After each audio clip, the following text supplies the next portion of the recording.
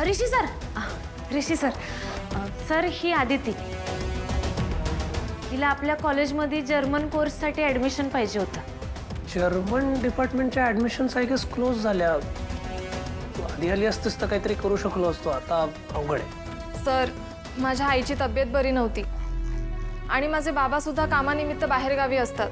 Sir, मला एम्बॅसीमधून job offer आली आहे, पण त्यासाठी 2 फॉरेन लँग्वेज हव्यात. मला रशियन येते, पण जर मी जर्मन शिकले तर मला फर्स्ट प्रेफरन्स मिळेल. ही खूप मोठी अपॉर्च्युनिटी आहे सर.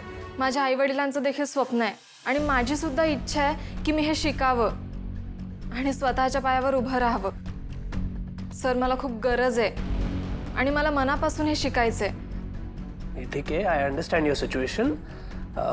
तू असं कर, तू तुझे सर्टिफिकेट सबमिट कर. मी एकदा बोलतो मॅनेजमेंटशी. ॲट द एंड त्यांचाच डिसिजन फायनल असेल, पण एकदा प्रयत्न करतो. आलो.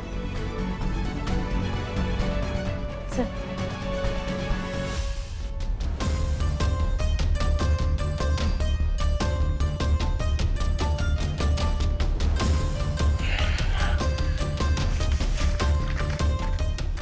Extremely sorry sir. हे असं कसं काय झालं मला खरंच कळत नाहीये. नाही, इट्स ओके. असं होतं कधी कधी. मला फक्त एवढं सांगा की माझ्या मुलीचं स्केच मला कधी मिळेल. मी त्या आदिती मॅडमना फोन करतो आणि जसं तुमच्या मुलीचं स्केच माझ्या ताब्यात येईल मी स्वतःहून ते तुम्हाला आणून देईल. Don't worry sir. सर, एक विचारू? हो, विचारा ना. मी जे स्केच बनवलंय ते तुमच्याच मुलीचं आहे हे मला कळलंय, पण तुम्ही तिला असं कुठे कुठे शोधणार आहात? गेली 18 वर्ष झाली मी माझ्या पहिल्या बायकोला आणि मुलीला शोधतोय. 18 वर्षापूर्वी त्या गाव सोडून कुठे निघून गेल्या कोणालाच काही माहीत नाही आहे. पण मला जाणवतं की त्या माझ्या आसपासच आहेत. माझ्या बायकोला आणि मुलीला पाहायला मी किती आतुर आहे हे मी तुम्हाला शब्दात नाही सांगू शकत. मला कळतायत तुमच्या भावना, पण मला हे लक्षात येत नाहीये की तुम्हाला तुमची मुलगी कुठे हेच माहिती नसेल तर या स्केचवरनं तुम्ही तिला असं कसं काय शोधणार आहात? तुम्ही माझ्या दुसऱ्या मुलीचं जे स्केच काढलं होतं हुबेहूब ती जशी दिसते तसंच काढलं. तेव्हा तुम्ही माझ्या पहिल्या मुलीचं जे स्केच काढलं असेल ते सुद्धा माझी मुलगी जशी दिसते तसंच काढलं असेल. माझा तुमच्या कलेवर पूर्ण विश्वास आहे सर.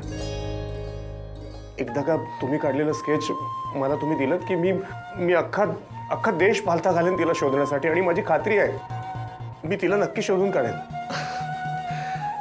आत्ताच्या या काळात तुमच्यासारखी माणसं त्याच्यावर विश्वासच बसणार नाही. तुम्ही तुमच्या मुलीला पाहण्यासाठी किती तळमळताय हे पोचलंय माझ्यापर्यंत. आणि मला एका गोष्टीचं समाधान आहे की माझ्या या कलेमुळे तुमच्या या शोधाला किमान दिशा तरी मिळेल. मी लवकरात लवकर तुमचं स्केच तुमच्यापर्यंत पोच करेन. Don't worry. थँक्स. काय वाजले किती? वाट बघून बघून गाडी पण टापली तसं डोकं पण तापायला लागलेलं आहे.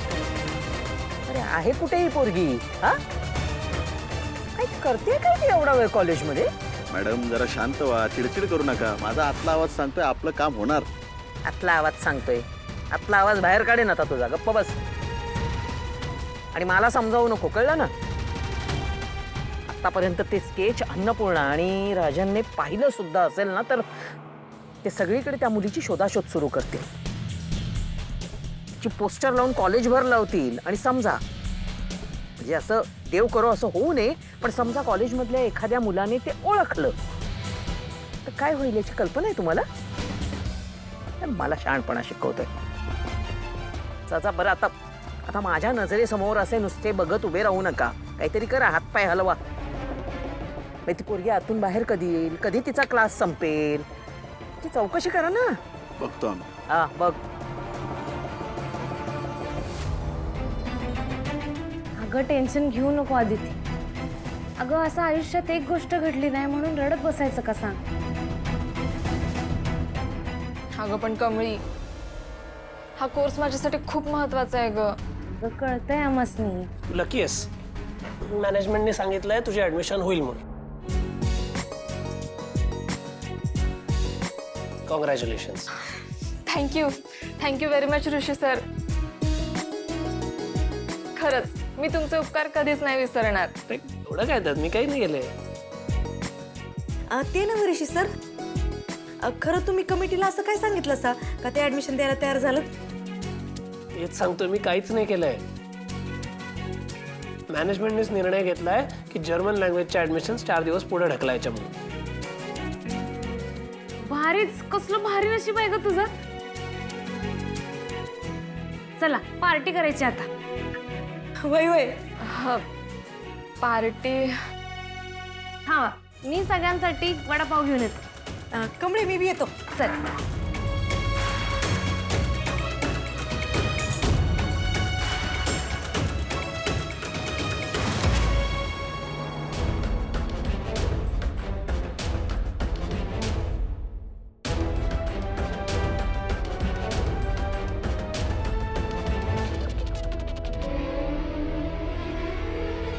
या तुमच्यासाठी गरमागरम बंड्या स्पेशल वडापाव. हाय का आता? तू कशाला आलायस? मी माझी ऑर्डर घ्यायला आलो असतो की. तर इथे एवढा तुझा भाव असताना तू कशाला त्रास घ्यायलास?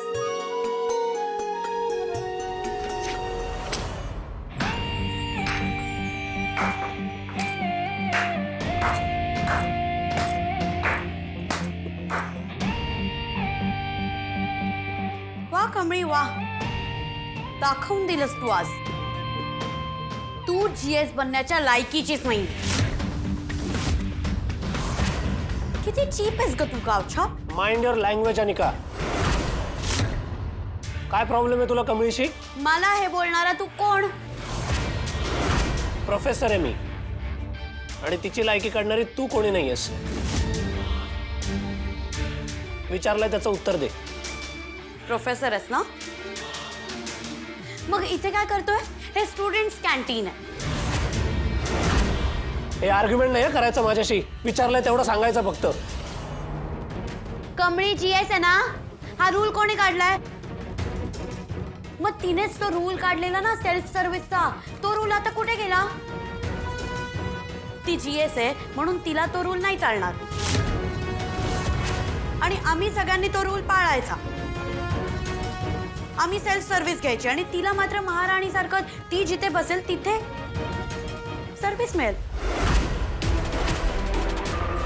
वाव, नाईस नाईस हा गावछाप. हे क्लिअरली तू तुझ्या पदाचा मिसयूज करतीये, GS बनण्याचा मिसयूज करते. आणि का तुला महाराणी सारखं तुझ्या बेंचवर बसून सगळं मिळेल आणि आम्ही मात्र तिथे जाऊन तिथे घ्यायचं? मी त्या दिवशी बंड्याला बोलली की मला माझी सर्व्हिस सीटवर पाहिजे, तर माझ्यावर सगळ्यांनी ओव्हर रिॲक्ट केलं, ओरडले मला. आणि आज तू सेम करतेय तर तुला का नाही कोणी काय बोलत आहे? वाय?